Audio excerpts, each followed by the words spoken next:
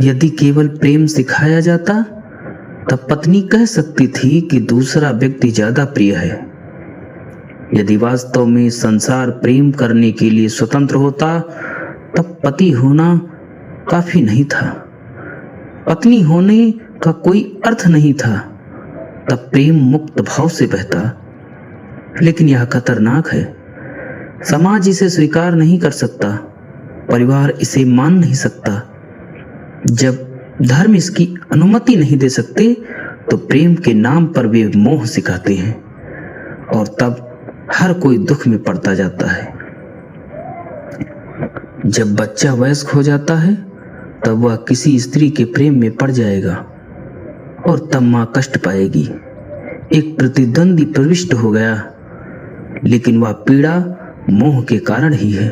अगर मां ने वास्तव में बच्चे को प्रेम किया होता तो वह उसे स्वतंत्र होने में मदद करती। वह उसे संसार घूमने में मदद देगी, जितने संभव हो उतने प्रेम संपर्क बनाने में, क्योंकि वह जानेगी कि जितना ज्यादा तुम प्रेम करते हो उतने ज्यादा तुम परितृप्त होते हो। जब उसका बच्चा किसी स्त्री के प्रेम में पड़ता है तो मां प्रसन्न होगी, वह आनंद से नाच उठेगी। प्रेम तुम्हें कभी दुख नहीं देता, क्योंकि अगर तुम किसी को प्रेम करते हो तुम उसकी प्रसन्नता को प्रेम करते हो। लेकिन यदि तुम किसी के प्रति आसक्त होते हो तो तुम उसकी प्रसन्नता को प्रेम नहीं करते, तुम केवल अपने स्वार्थ के कारण प्रेम करते हो। तुम केवल अपनी अहम केंद्रित मांगों के साथ ही संबंध रखते हो। फ्रायड ने बहुत सारी चीजें खोजी हैं, उनमें से एक है माता या पिता के प्रति बंध जाना। फिक्सेशन, फ्रायड कहता है, सबसे ज्यादा खतरनाक वह मां है जो अपने बच्चे को अपने से प्यार करने के लिए इतना अधिक बाध्य कर देती है कि वह बच्चा मां से बंध जाता है और तब शायद वह किसी और को प्रेम करने की योग्य न रहे। और लाखों लोग हैं जो दुख भोग रहे हैं ऐसे बंध जाने के कारण। मैं बहुत लोगों का अध्ययन करता हूं, लगभग सारे पति, कम से कम 99% अपनी पत्नियों में अपनी माताओं को ढूंढने की कोशिश कर रहे हैं। निसंदेह तुम अपनी पत्नी में अपनी मां को नहीं पा सकते। तुम्हारी पत्नी तुम्हारी मां नहीं है, लेकिन मां के साथ गहरा फिक्सेशन है। तब पति असंतुष्ट होता है पत्नी के साथ, क्योंकि वह उसका ध्यान मां की भांति नहीं रख रही और हर पत्नी अपने पति में पिता की खोज कर रही है। कोई पति उसका पिता नहीं हो सकता, लेकिन यदि वह उसकी पतिनुमा देखभाल के साथ संतुष्ट नहीं होती तब वह अपने पति के साथ असंतुष्ट हो जाती है। ये फिक्सेशन है। पतंजलि की भाषा में वे उन्हें मोह कहते हैं, फ्रायड उन्हें फिक्सेशन कहता है। जड़ मत हो जाओ, प्रवाहमान रहो। शब्द भिन्न होते हैं लेकिन अर्थ वही है। जड़ मत हो जाओ, प्रवाहमान रहो। अनासक्ति का अर्थ है तुम जड़, फिक्स नहीं हुए हो। बर्फ के टुकड़ों की भांति मत हो जाना, पानी की भांति हो जाओ, बहते हुए, जमे हुए ना रहना। हर मोह जमी हुई चीज बन जाता है, मुर्दा। वह जीवन के साथ आंदोलित नहीं हो रहा होता है। वह एक निरंतर गतिमान प्रतिसंवेदन नहीं होता है। वह क्षण प्रतिक्षण जीवंत नहीं होता है। वह जड़ होता है। तुम किसी व्यक्ति को प्रेम करते हो, यदि वह वास्तव में प्रेम है तब तुम भविष्य की नहीं, अगले क्षण क्या घटित होने वाला है यह भी नहीं बता सकते। भविष्यवाणी असंभव होती है क्योंकि मनोदशाएं मौसम की भांति बदलती हैं। तुम नहीं कह सकते कि अगले क्षण तुम्हारा प्रेमी भी तुम्हारे प्रति उतना ही प्रेम पूर्ण होगा जितना तुम होगे। हो सकता है अगले क्षण वह प्रेम पूर्ण अनुभव न कर रहा हो। तुम यह आशा नहीं रख सकते। यदि वह अगले क्षण भी तुमसे प्रेम करता है तो यह अच्छा है कि तुम कृतज्ञ हो, लेकिन यदि वह अगले क्षण तुमसे प्रेम नहीं कर रहा है तो कुछ नहीं किया जा सकता। तुम असहाय हो। तुम्हें इस तथ्य को स्वीकार करना पड़ता है कि वह वैसी मनोदशा में नहीं है। रोने धोने की कोई बात नहीं है, बस वह प्रेम के भाव में नहीं है। तुम स्थिति को स्वीकार कर लेते हो। तुम प्रेमी को ढोंग रचने के लिए विवश नहीं करते, क्योंकि आडंबर खतरनाक होता है। यदि मैं तुम्हारे प्रति प्रेमपूर्ण अनुभव करूं तो मैं कहता हूं कि तुमसे प्रेम करता हूं, लेकिन अगले ही पल मैं कह सकता हूं नहीं, इस क्षण मैं प्रेम का अनुभव नहीं करता। केवल दो संभावनाएं हैं, या तो तुम मेरी प्रेमपूर्ण मनोदशा स्वीकार कर लो या तुम मुझे विवश कर दो। यह दिखाने को कि मैं तुम्हें प्रेम करता हूं, चाहे मैं प्रेम का अनुभव कर रहा हूं या नहीं। यदि तुम विवश करते हो तो मैं झूठ बन जाता हूं और संबंध एक दिखावा बन जाता है, एक पाखंड। तब हम एक दूसरे के प्रति सच्चे नहीं होते, और वे दो व्यक्ति जो एक दूसरे के प्रति सच्चे नहीं हैं, प्रेम में किस तरह पड़ सकते हैं? उनका संबंध एक जड़ निर्धारण फिक्सेशन बन जाएगा। पत्नी और पति जड़ होते हैं, मुर्दा। हर चीज निश्चित है। वे एक दूसरे के प्रति ऐसा व्यवहार करते हैं जैसे कि दूसरा कोई वस्तु हो। जब तुम घर लौटते हो तो तुम्हारा फर्नीचर वही होता है, क्योंकि फर्नीचर मुर्दा होता है। तुम्हारा घर वही होता है क्योंकि घर मुर्दा है, लेकिन तुम अपनी पत्नी से वही होने की आशा नहीं रखते, क्योंकि वह जीवंत है, एक व्यक्ति है।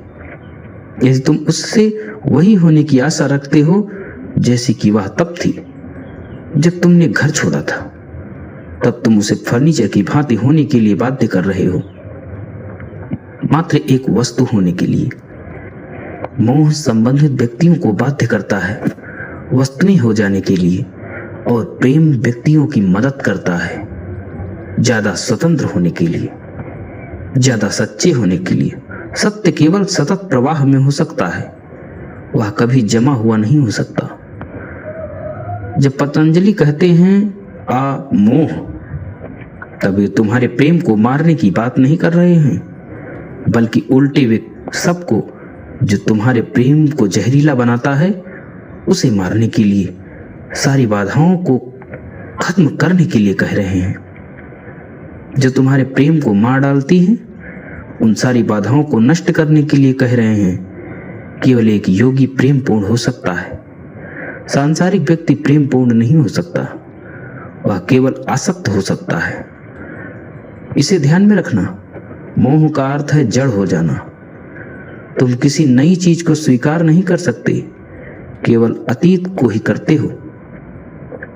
तुम वर्तमान को नहीं आने दे सकते किसी चीज को बदलने के लिए, तुम भविष्य को आने नहीं देते। लेकिन जीवन एक परिवर्तन है, केवल मृत्यु अपरिवर्तनशील है। यदि तुम अनासक्त होते हो तो पल दर पल तुम आगे बढ़ते हो बगैर किसी जड़ता के।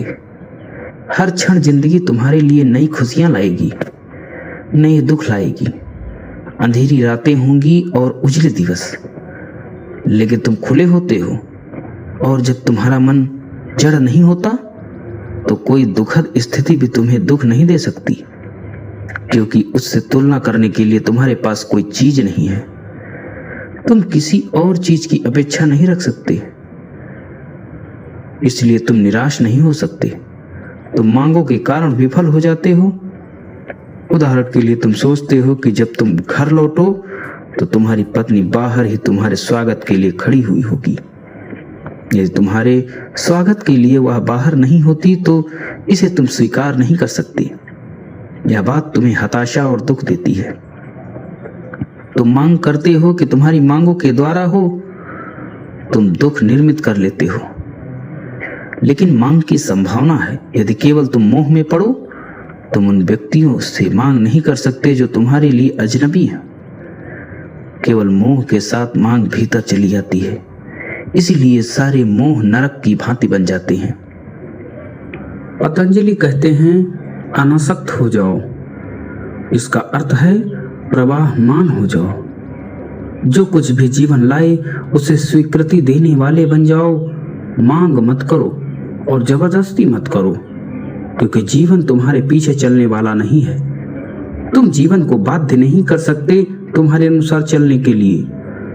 नदी के साथ बहना बेहतर है बजाय उसे धकेलने की। बस एक साथ बहो, तब बहुत खुशी की संभावना होती है। अभी भी तुम्हारे चारों ओर बहुत खुशी है, लेकिन तुम फिक्सेशन जड़ निर्धारण के कारण उसे देख नहीं सकते। प्रारंभ में गैर मोह केवल एक बीज होगा, अंत में गैर मोह इच्छा रहित बन जाएगा। प्रारंभ में गैर मोह का अर्थ होता है गैर जड़ता, लेकिन अंत में गैर मोह का अर्थ है इच्छा रहित। कोई इच्छा नहीं, प्रारंभ में कोई मांग नहीं और अंत में कोई इच्छा नहीं। लेकिन यदि तुम निर्वासना के इस अंत तक पहुंचना चाहते हो तो मांग रहित से आरंभ करो। पतंजलि के सूत्र को आजमाओ, चाहे 24 घंटे के लिए ही। 24 घंटों के लिए बस जिंदगी के साथ बहो, बिना किसी चीज को मांगे। जो कुछ भी जिंदगी देती है अनुग्रहित अनुभव करो, कृतज्ञता का अनुभव करो। 24 घंटे के लिए बस मन की प्रार्थना पूर्ण अवस्था में घूमते रहो, बिना कुछ मांगे, बिना दावा किए, बिना अपेक्षा के, और तुम एक नया खुलापन पाओगे। वे 24 घंटे नया झरोखा बन जाएंगे। तुम अनुभव करोगे कि तुम कितने आनंदित हो, लेकिन आरंभ में तुम्हें जागरूक होना पड़ेगा। किसी खोजी से यह अपेक्षा नहीं की जा सकती कि गैर मोह उसके लिए सहज क्रिया हो सकती है। जब तुम यहां हो और मैं बोल रहा हूं, लेकिन मैं तुम लोगों में से नहीं हूं, क्योंकि समूह के साथ कोई संवाद नहीं हो सकता। मैं यहां प्रत्येक व्यक्ति से बात कर रहा हूं। तुम एक समूह में एकत्रित हो, लेकिन तुम मुझे समूह की तरह नहीं सुन रहे। तुम मुझे व्यक्तियों की तरह नहीं सुन रहे हो। वास्तव में समूह अस्तित्व नहीं रखता, केवल व्यक्ति रखते हैं। समूह एक शब्द मात्र है, उसकी कोई वास्तविकता नहीं, कोई सत्य नहीं। वह एक जोड़ का नाम भर है। तुम समूह को प्रेम नहीं कर सकते, तुम देश को प्रेम नहीं कर सकते, तुम मानवता को प्रेम नहीं कर सकते। लेकिन ऐसे व्यक्ति हैं जो दावा करते हैं कि वे मानवता से प्रेम करते हैं। वे स्वयं को धोखा दे रहे हैं, क्योंकि कहीं मानवता जैसी कोई चीज नहीं है, केवल मानव प्राणी है। जाओ और खोजो, तुम कहीं मानवता नहीं खोज पाओगे। वास्तव में जो व्यक्ति दावा करते हैं कि वे मानवता से प्रेम करते हैं, वे व्यक्ति वही हैं जो व्यक्तियों से प्रेम नहीं कर सकते।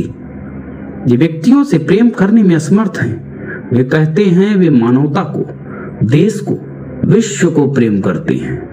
हो सकता है वे ईश्वर को भी प्रेम करते हों, लेकिन वे व्यक्ति को प्रेम नहीं कर सकते, क्योंकि व्यक्ति को प्रेम करना दुष्कर होता है, कठिन होता है। यह एक संघर्ष है। तुम्हें स्वयं को बदलना पड़ेगा।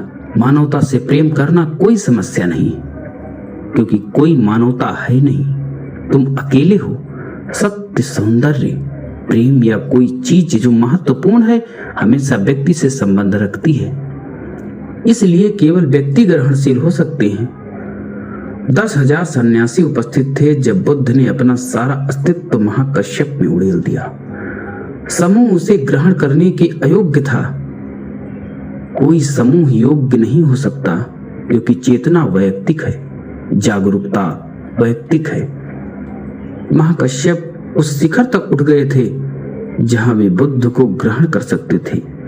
दूसरे व्यक्ति भी उस शिखर तक पहुंच सकते हैं, लेकिन समूह नहीं पहुंच सकता।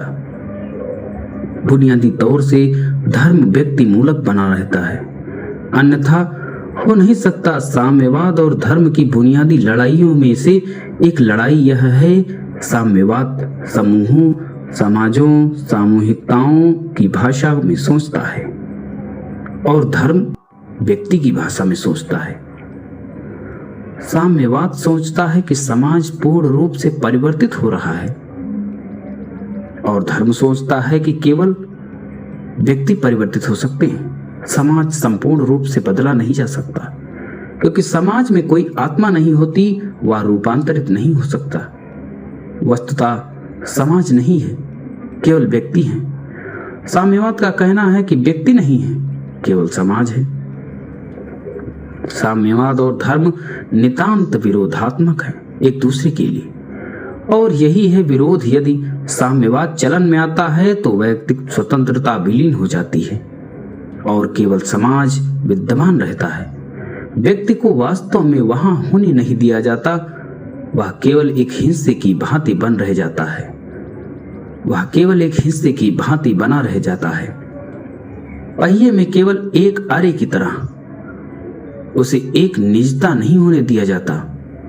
मैंने एक घटना सुनी। एक आदमी मॉस्को पुलिस स्टेशन में गया और शिकायत दर्ज करवाई कि उसका तोता गुम हो गया है। जो ऐसी बातों से संबंध रखता था, उस क्लर्क की ओर उसे भेज दिया गया। क्लर्क ने रपट लिखी। फिर उसने उस आदमी से पूछा, तोता क्या बोलता भी था? क्या वह बातें करता था? वह आदमी डर गया। वह थोड़ी मुसीबत में पड़ गया, बेचैन हो गया। वह आदमी कहने लगा, हाँ, तोता बोलता था, लेकिन कुछ राजनीतिक विचार वह जाहिर करता था। वह राजनीतिक विचार सच पूछिए तो उसके अपने हैं। यह व्यक्ति भयभीत था क्योंकि तोते के राजनीतिक विचार उसके मालिक के ही होंगे। एक तोता तो बस नकल करता है। साम्यवाद के साथ वैयक्तिकता नहीं आने दी जाती।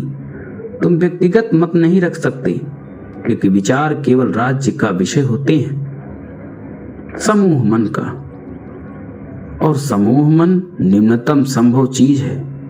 व्यक्ति शिखर तक पहुंच सकते हैं, लेकिन कोई समूह कभी बुद्ध जैसा या जीसस जैसा नहीं हुआ। केवल व्यक्ति शिखर बन गए। बुद्ध ने अपने जीवन भर का अनुभव महाकश्यप को दिया था, क्योंकि दूसरा कोई रास्ता नहीं है। वह किसी समूह को नहीं दिया जा सकता। ऐसा नहीं हो सकता, यह बिल्कुल असंभव है। संवाद, अंतर मिलन केवल दो व्यक्तियों के बीच ही हो सकता है। यह वैयक्तिकता से होता है, गहन व्यक्तित्व और आस्था से होता है। समूह व्यक्तित्वहीन होता है। और ख्याल रहे, समूह बहुत सारी चीजें कर सकता है। पागलपन समूह के लिए संभव है, लेकिन बुद्धत्व संभव नहीं। समूह पागल हो सकता है, लेकिन समूह प्रबुद्ध नहीं हो सकता। घटना जितनी ज्यादा निम्न हो, उतना ही ज्यादा समूह उसमें भाग ले सकता है। इसलिए सारे बड़े पाप समूहों द्वारा किए जाते हैं, व्यक्ति द्वारा नहीं। एक व्यक्ति कुछ लोगों का खून कर सकता है, लेकिन एक व्यक्ति फासिज्म नहीं बच सकता। वह लाखों का खून नहीं कर सकता।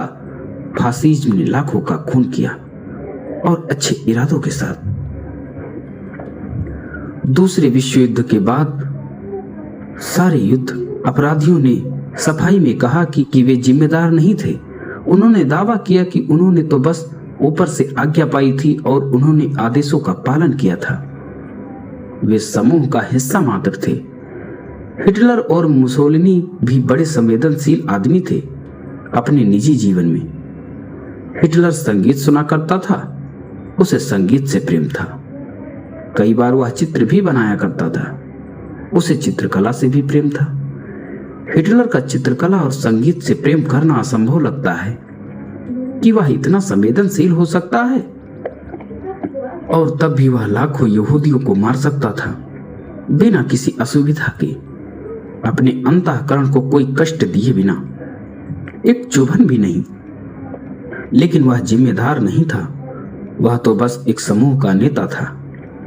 जब तुम भीड़ में चल रहे होते हो तब तुम कुछ भी कर सकते हो, क्योंकि तुम अनुभव करते हो जैसे कि भीड़ उसे कर रही है और तुम बस उसका हिस्सा हो। यदि तुम अकेले होते हो तो तुम 2-3 बार सोचोगे इस बारे में कि उसे करें या ना करें। भीड़ में जिम्मेदारी खो जाती है, तुम्हारा वैयक्तिक सोचना विचारना, तुम्हारा विवेक खो जाता है, तुम्हारी जागरूकता खो जाती है। तुम भीड़ का एक हिस्सा मात्र बन जाते हो और भीड़ पागल हो सकती है। हर देश इसे जानता है, इतिहास का हर काल इसे जानता है। भीड़ पागल हो सकती है और तब वह कुछ भी कर सकती है, लेकिन यह कभी नहीं सुना गया कि भीड़ बुद्धत्व को भी पा सकती है। चेतना की उच्चतर अवस्थाएं केवल व्यक्तियों द्वारा ही उपलब्ध की जा सकती हैं। ज्यादा जिम्मेदारी अनुभव करनी पड़ती है, ज्यादा वैयक्तिक जिम्मेदारी, ज्यादा विवेक। जितना अधिक तुम अनुभव करते हो तुम उतने ही जिम्मेदार हो, और जितना अधिक तुम अनुभव करते हो कि तुम्हें जागरूक होना है, उतना अधिक तुम एक व्यक्ति बनते हो। बुद्ध ने महाकश्यप को अपना मौन अनुभव संप्रेषित किया था। उनकी मौन संबोधि, उनका मौन बुद्धत्व, क्योंकि महाकश्यप भी शिखर बन चुके थे। एक ऊंचाई और दो ऊंचाइयां अब मिल सकती हैं, और हमेशा हमेशा, और दो ऊंचाइयां अब मिल सकती थी और हमेशा रहेगा, और ऐसा हमेशा रहेगा। इसलिए तुम अधिक ऊंचे शिखरों तक पहुंचना चाहते हो तो समूहों की भाषा में मत सोचो, तुम्हारी अपनी निजता में भाषा सोचो। बुद्ध ने महाकश्यप को अपना मौन अनुभव संप्रेषित किया था। उनकी मौन संबोधि, उनका मौन बुद्धत्व, क्योंकि महाकश्यप भी शिखर बन चुके थे। एक ऊंचाई और दो ऊंचाइयां अब मिल सकती थी, और ऐसा हमेशा रहेगा। इसलिए यदि तुम अधिक ऊंचे शिखरों तक पहुंचना चाहते हो तो समूहों की भाषा में मत सोचो, तुम्हारी अपनी निजता की भाषा में सोचो। समूह प्रारंभ में सहायक हो सकता है, लेकिन जितने ज्यादा तुम विकसित होते हो उतना ही कम सहायक हो सकता है समूह। अंततः एक बिंदु आ जाता है जब समूह कोई सहायता नहीं दे सकता, तुम अकेले छोड़ दिए जाते हो, और जब तुम समग्र रूप से अकेले होते हो और तुम अपने अकेलेपन में विकसित होने लगते हो, तब पहली बार तुम अस्तित्ववान बनते हो, तुम एक आत्मा बनते हो, एक व्यक्तित्व। समाज तुम्हें संस्कारों से भरता है, तुम्हें एक आज्ञाकारी सदस्य, एक गुलाम बनाने के लिए। यह तो बस एक रास्ता है, उसी रास्ते पर यात्रा करनी होगी। तुम्हें मुक्त बनने के लिए केवल दिशा विपरीत होगी, वही विधि प्रयोग करनी होगी तुम्हें असंस्कारित करने के लिए। मुझे एक कथा याद है। एक बार बुद्ध अपने भिक्षुओं के पास आए। वे प्रवचन देने जा रहे थे। वे वृक्ष के नीचे बैठे थे, अपने हाथ में एक रुमाल पकड़े हुए। उन्होंने रुमाल की ओर देखा।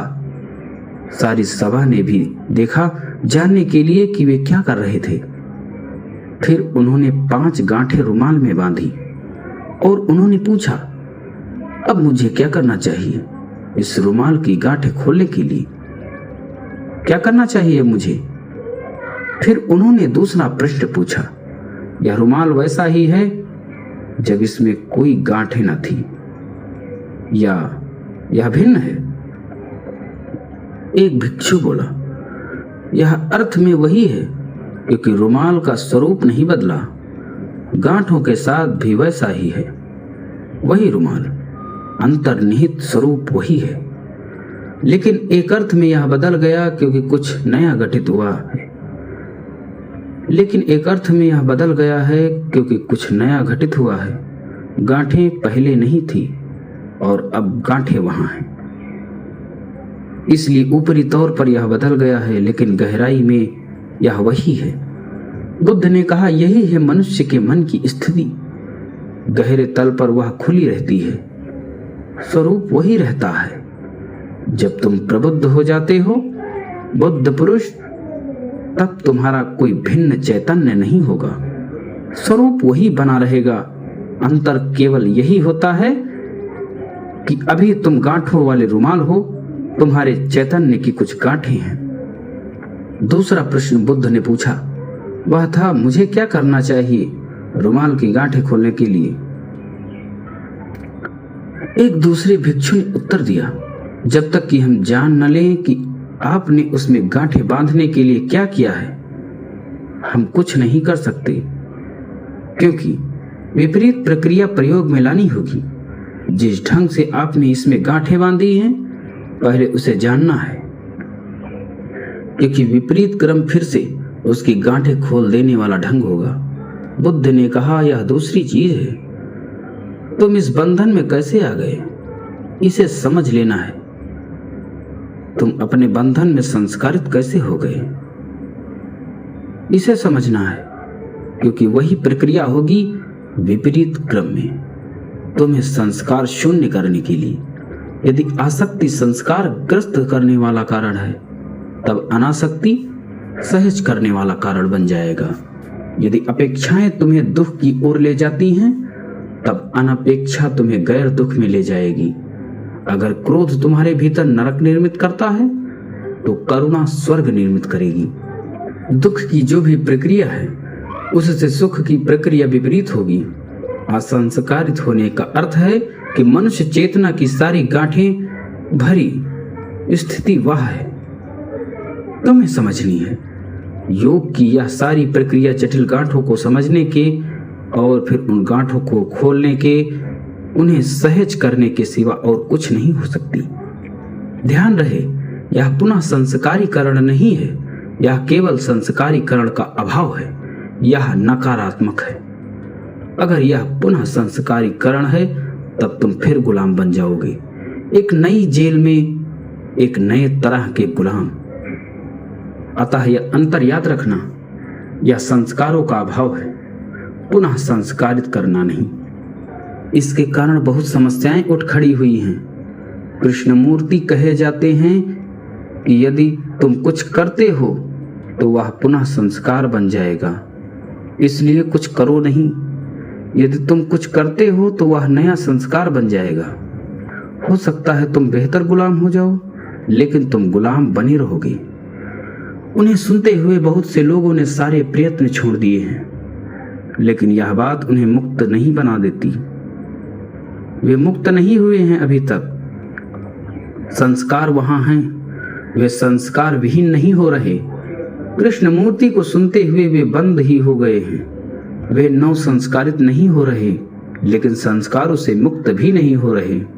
वे गुलाम रहते हैं। तो मैं नव संस्कार के लिए नहीं कहता, ना ही पतंजलि नव संस्कार के लिए कहते हैं। मैं संस्कार के अभाव की बात करता हूं, और पतंजलि भी संस्कार के अभाव की बात करते हैं। जरा मन को समझना, जो भी है बीमारी को समझना, उसका निदान करना और विपरीत क्रम में गति करना। क्या है अंतर? एक वास्तविक उदाहरण लो। तुम क्रोध अनुभव करते हो, क्रोध एक संस्कार है, तुमने उसे सीख लिया है। मनोवैज्ञानिक कहते हैं कि यह एक शिक्षण है, यह एक आयोजित दशा है। तुम्हारा समाज तुम्हें सिखाता है।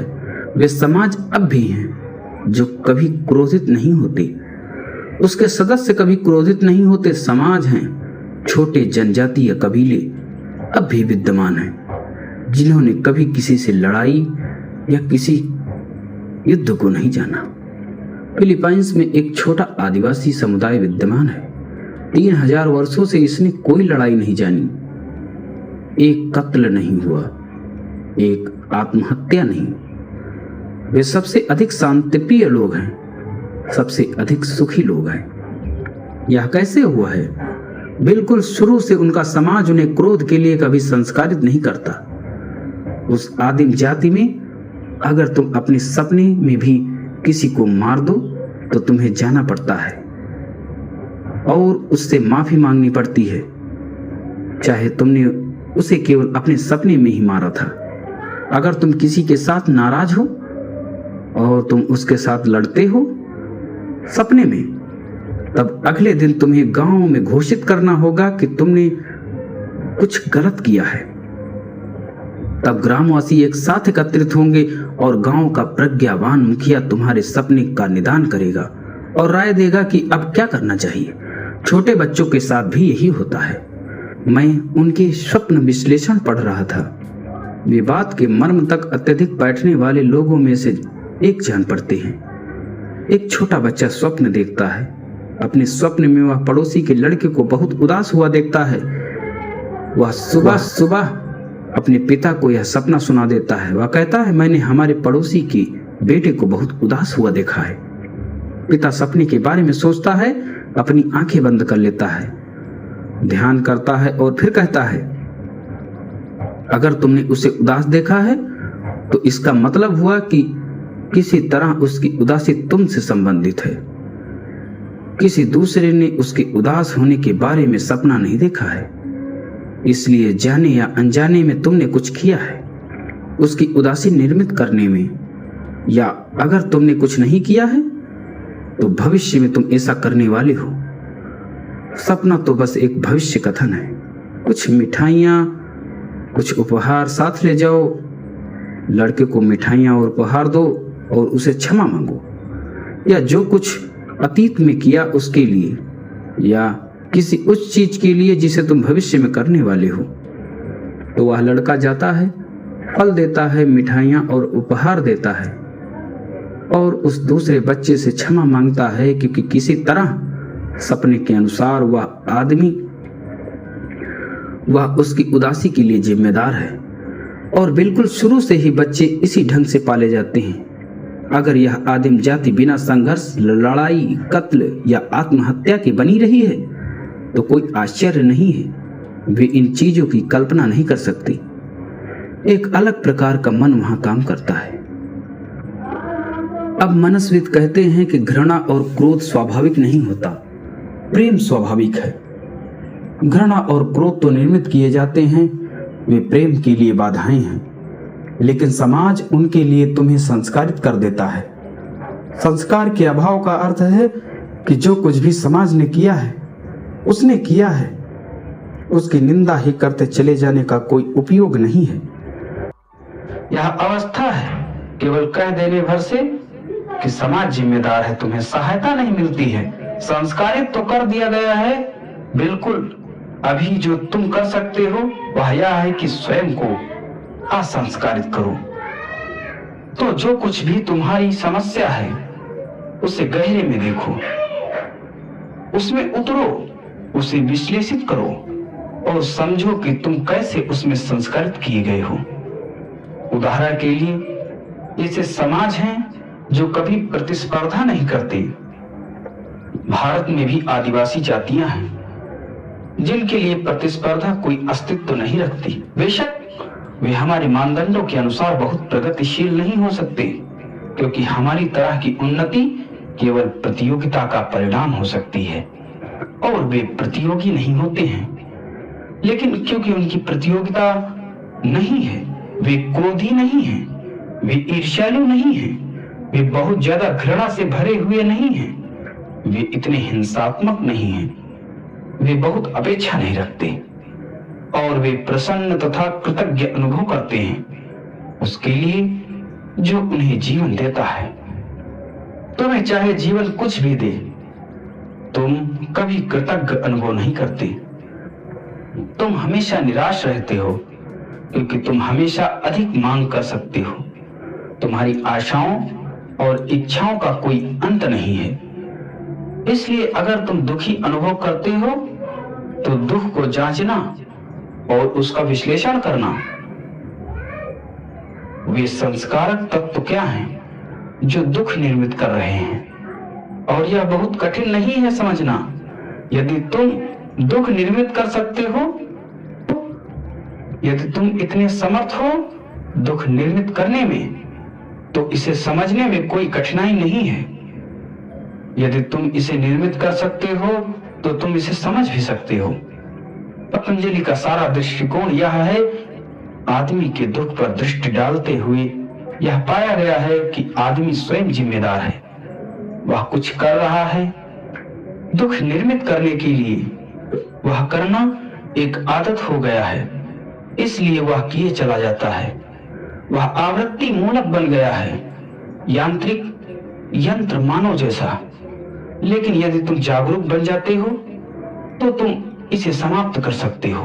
तुम आसानी से यह कह सकते हो कि मैं सहयोग नहीं लूंगा, मैं रचना तंत्र का कार्य करना बंद कर दूंगा। तब रचना तंत्र कार्य करना बंद कर देगा। कोई तुम्हारा अपमान कर देता है, तुम बस स्थिर बने रहते हो और चुप हो जाते हो। प्रक्रिया आरंभ होती है, पिछला ढांचा सक्रिय हो जाएगा, क्रोध आएगा, धुआं उठेगा और बस तुम पागल होने की सीमा पर होगे। लेकिन तुम निश्चेष्ट बने रहो, सहयोग मत दो, बस देखो कि कलपुर्जे क्या कर रहे हैं। तुम अनुभव करोगे कि चक्र के भीतर चक्र घूम रहे हैं तुम्हारे भीतर, लेकिन वे सब असमर्थ हैं क्योंकि तुम सहयोग नहीं दे रहे हो और तुम्हारे सहयोग के बिना वह कुछ नहीं कर सकते। या अगर तुम असंभव पाते हो ऐसी स्थिर अवस्था में बने रहना, तो अपने कमरे में चले जाओ, दरवाजा बंद कर लो, अपने सामने एक तकिया रख लो और तकिए को मारो पीटो, तकिए पर क्रोध करो। जब तुम तकिए को पीट रहे होते हो, तकिए पर क्रोध कर रहे होते हो और पागल हुए जाते हो, तब जरा ध्यान से देखना कि तुम क्या कर रहे हो, क्या हो रहा है। ढांचा अपने को कैसे दोहरा रहा है। यदि तुम निश्चेष्ट हो सकते हो तो वह सबसे अच्छा है। यदि तुम अनुभव करते हो कि यह कठिन है, कि तुम खींचे जा रहे हो, तब कमरे में चले जाओ और तकिए पर क्रोध कर लो। तकिए के साथ तुम्हारा पागलपन तुम्हारे सामने पूरी तरह प्रकट हो जाएगा, वह साफ दिख जाएगा और तकिया प्रतिक्रिया नहीं करने वाला, इसलिए तुम ज्यादा आसानी से देख सकते हो। कोई खतरा भी नहीं है, सुरक्षा की कोई समस्या नहीं है, तुम ध्यान से देख सकते हो। धीरे धीरे क्रोध का चढ़ना होता है और फिर क्रोध का ढलना होता है। दोनों की लय पर ध्यान दो और जब तुम्हारा क्रोध निढाल हो जाए और तुम तकिए को अब और पीटने जैसा अनुभव नहीं करते, तब तुमने हंसना शुरू कर दिया है या तुम हास्यास्पद अनुभव कर रहे हो। अपनी आंखें बंद कर लो, जमीन पर बैठ जाओ और उस पर ध्यान करो जो घटित हुआ। क्या तुम अब भी उस व्यक्ति के लिए क्रोध का अनुभव कर रहे हो जिसने तुम्हारा अपमान किया है, या क्या क्रोध उस तकिए के ऊपर फेंक दिया गया है? तुम अनुभव करोगे कि स्पष्ट शांति तुम पर बरस रही है। जो व्यक्ति संबंधित है, तुम अब उस पर क्रोध करने का अनुभव न करोगे, बल्कि हो सकता है कि तुम उसके लिए करुणा भी अनुभव करो। जब कुछ पुराने ढांचे तुम्हारे मन में पकड़े हुए हो, तब अगर तुम स्थिर बने रहते हो तो यह अच्छा है। यदि तुम नहीं रह सकते, तब इसे नाटकीय ढंग से घटित होने दो, लेकिन अकेले, किसी के साथ नहीं। क्योंकि जब कभी तुम अपने ढांचे का अभिनय करते हो, जब कभी तुम अपने ढांचे को किसी के साथ स्वयं व्यक्त होने देते हो, तो यही नई प्रक्रियाएं निर्मित होती हैं और यह दुष्चक्र बन जाता है। सबसे अधिक महत्वपूर्ण बात है ढांचे के प्रति चौकन्ने होना। चाहे तुम मौन खड़े हुए हो या अपने क्रोध और घृणा को अभिनीत कर रहे हो, यह कैसा खुलता है, इसे देखते हुए सजग रहो। और यदि तुम रचना तंत्र को देख सकते हो तो तुम उसे मिटा सकते हो। योग के सारे चरण बस उसे बिना किया करने के लिए हैं जिसे तुम करते हो। वे नकारात्मक हैं, कुछ नया निर्मित नहीं करना है, गलत को मात्र नष्ट करना है। तो विधायक कुछ नहीं जाना है, केवल कुछ नकारात्मक ही करना है। विधायक उसके तले ही छिपा है। वह किसी लहराती धारा की भांति है जो चट्टान के नीचे छिपी है। तुम धारा का निर्माण नहीं कर रहे हो, वह वहां निनाद कर रही है पहले से ही। वह मुक्त हो प्रवाहमान हो जाना चाहती है। वहां चट्टान है एक, इस चट्टान को हटा देना है। एक बार चट्टान हटा दी जाती है, फिर धारा बहना शुरू हो जाती है। आनंद, सुख, हर्ष या जो कुछ भी तुम नाम रखो उसका, वह तुम्हारे भीतर बह रहा है। कुछ केवल चट्टानें वहां हैं। वे चट्टानें समाज के आरोपित संस्कार हैं, उन्हें असंस्कारित कर दो। अगर तुम अनुभव करते हो कि आसक्ति चट्टान है, तो अनासक्ति के लिए प्रयत्न करो। अगर तुम अनुभव करते हो कि क्रोध चट्टान है, तो अक्रोध के लिए प्रयास करो। अगर तुम्हें लगता है कि लोभ चट्टान है, तो अलोभ के लिए प्रयास करो। बस विपरीत चलना है। लोभ का दमन मत करो, केवल विपरीत करो। कोई चीज करो जो गैर लोभ की हो। क्रोध का दमन मात्र मत करो, कुछ करो जो आक्रोध की बात हो। जापान में जब किसी को क्रोध आता है तो उनका एक परंपरागत शिक्षण होता है। अगर कोई क्रोधित होता है तो तुरंत उसे कुछ ऐसी बात करनी होती है जो आक्रोध की हो। वही ऊर्जा जो क्रोध में सरकने जा रही थी अब आक्रोध में सरकने लगती है। ऊर्जा तटस्थ है। यदि तुम किसी पर क्रोध अनुभव करते हो और तुम उसके चेहरे पर चांटा चढ़ देना चाहते हो, उसे फूल दो और देखो क्या घटित होता है। तुम उसके चेहरे पर चांटा मारना चाहते थे, तुम क्रोध में कुछ करना चाहते थे, उसे फूल देकर जरा ध्यान दो क्या घटित हुआ है। तुम कुछ बात कर रहे हो जो आक्रोध की है। वही ऊर्जा जो तुम्हारे हाथों को क्रोध में बढ़ाने वाली थी अब तुम्हारे हाथ को चलाएगी। वही ऊर्जा जो मारने जा रही थी अब उसे फूल देने जा रही है। स्वभाव बदल गया है। तुमने कुछ किया है और तटस्थ किया है। ऊर्जा तटस्थ है। अगर तुम कुछ नहीं करते तब तुम दमन करते हो और दमन विष है। तो कुछ करो लेकिन विपरीत ही करो। यह कोई नया संस्कार नहीं है, यह तो बस पुराने को असंस्कारित करना है। जब पुराना मिट गया है, जब गांठें विलीन हो गई हैं, तुम्हें कुछ करने की चिंता न रहेगी। तब तुम सहज रूप से बह सकते हो। मैं पश्चिम में या पूर्वी मन में रुचि नहीं रखता। यह तो बस मन के दो पहलू हैं। मेरी दिलचस्पी मन में ही है और यह पूर्वी पश्चिमी विभाजन बहुत अर्थपूर्ण भी नहीं है। पश्चिम में पूर्वी मन है, पश्चिमी मन मौजूद है पूर्व में। और अब सारी बात ही एक गड़बड़ी बन गई है। पूरब भी अब शीघ्रता में है। पुराना पूरब मिट गया है पूरी तरह से। इस बात ने मुझे एक ताओ कथा की याद दिला दी है।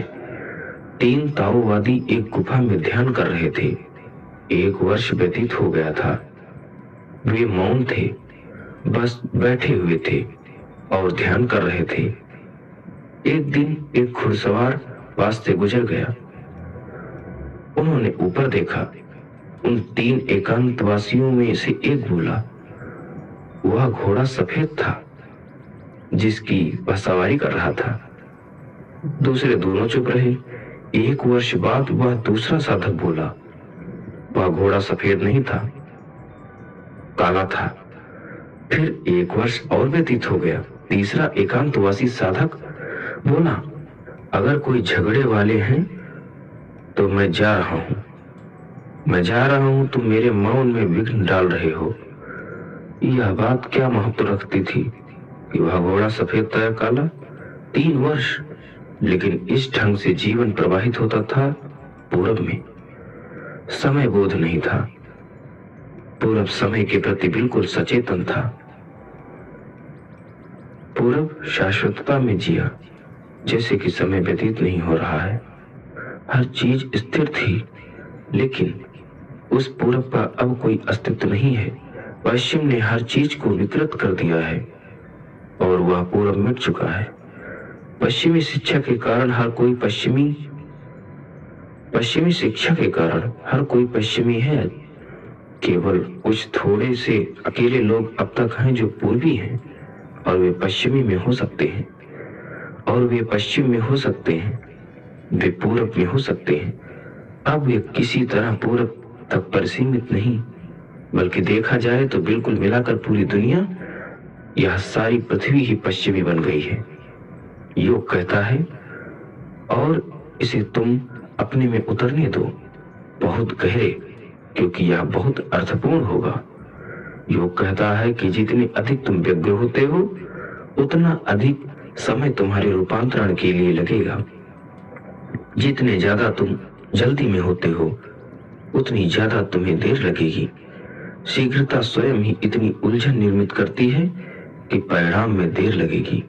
जितना कम तुम जल्दी में होते हो उतने जल्दी परिणाम होंगे।